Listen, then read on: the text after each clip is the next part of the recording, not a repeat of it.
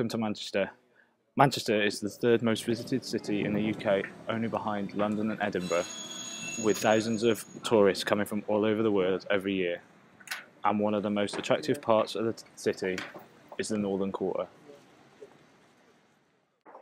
The Northern Quarter is a World Heritage Site which comprises of many cafes, restaurants, trendy bars, and niche stores, as well as eye-catching street art which embodies the area. This video will provide a brief history to the Northern Quarter and discuss how local street art has changed the area. We will also hear from a local trader who tells us how the area has changed over the years and his take on the art culture.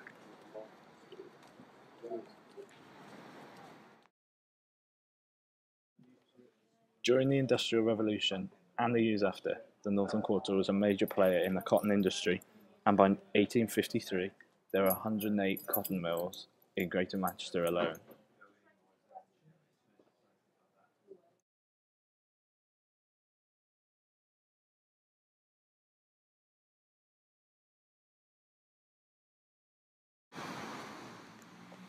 Later on, during the Victorian era, Stephenson Square, the main square in the Northern Quarter, was frequently used for political speeches and public debates, which could attract up to 3,000 people at a time.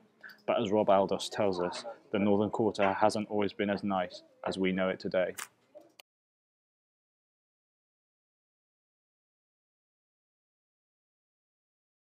"50 years ago, it was a rough time. Yeah. Mercifully, it's got a lot better.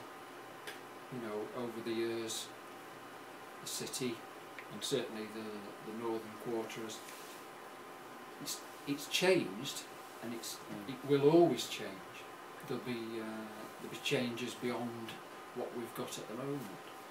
But what we've got at the moment is a wonderful time. It's like a blossoming, I suppose.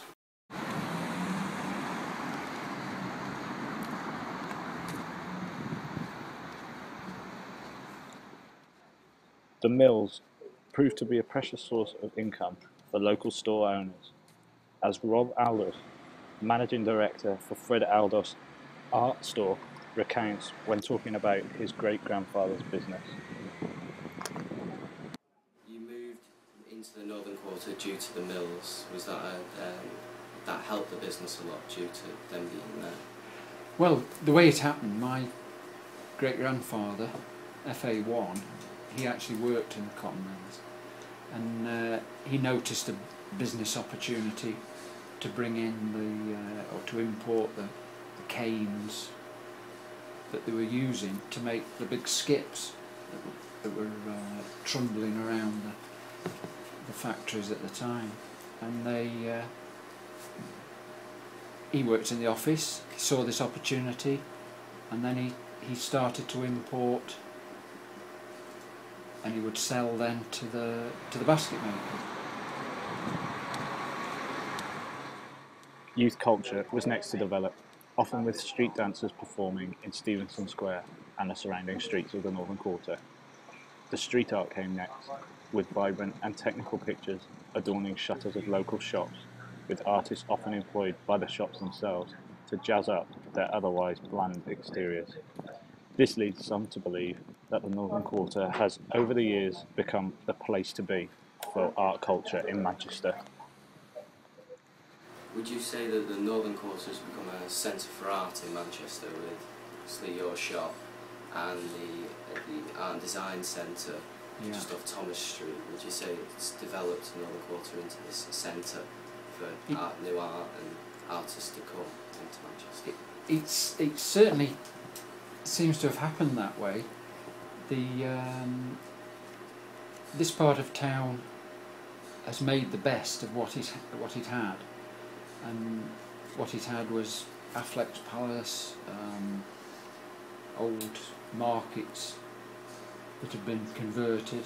The city council said, "Oh, little units in Affleck's, and also we'll make a craft centre in the old fish market." And Fred's has been supplying that. The other development in Manchester, of course, has been the student population. That's just grown enormously, and luckily we've been able to supply them. You know, certainly the art and design part of Manchester. So we've grown up in that way, and it's because of Affleck's, the design centre, Fred's, and other things. It has become a centre